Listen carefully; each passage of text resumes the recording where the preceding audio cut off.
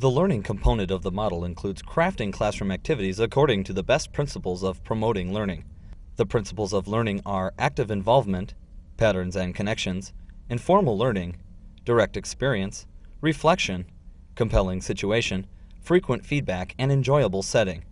More information on this can be found in the Technology as Facilitator of Quality Education model. The students are working on a WebQuest activity in which they have to determine the location in the solar system that is best suited for human colonization. The students have already collected information about human survival needs on Earth. They now have to use their critical thinking skills as they analyze the information to determine the 10 most basic survival needs.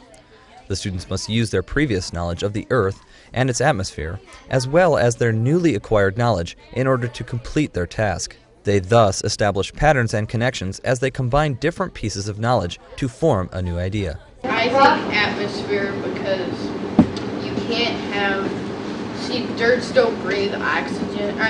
Plants don't breathe oxygen, and so you can't have a fertile soil with no plants.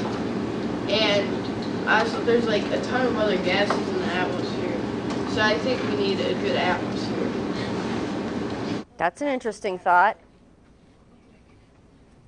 That's an interesting thought, and it really does relate to something the experts said. We're going to come back to that in just a second. I want to get this group, and then we'll come back to discussing that idea. What did you guys think? Oxygen. Oxygen, okay. What do you think, Kenton? I think he's right, because if you don't have a good atmosphere, all the air escapes through whatever atmosphere you have.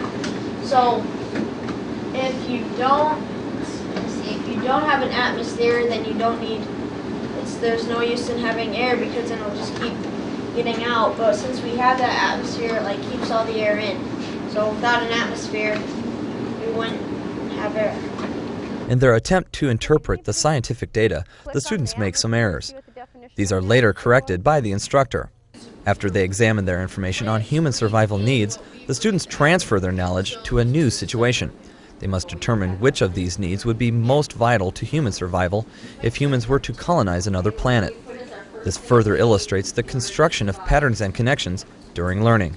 We also need photosynthesis, which is the plants breathing in carbon dioxide and breathing out oxygen. We also need that as well as an atmosphere. Everything's kind of tied together, isn't it? We know what we need, we just don't know how to rank order it, do we? Because it seems to be all tied together. Should we have, what were you going to say, Ellen? I think atmosphere is the most important, because without an atmosphere you wouldn't be able to supply oxygen or plants or any kind of life. And so if we need oxygen so badly to breathe, we need an atmosphere to produce the oxygen. The students have to explore the internet to learn what various experts have to say about human survival needs.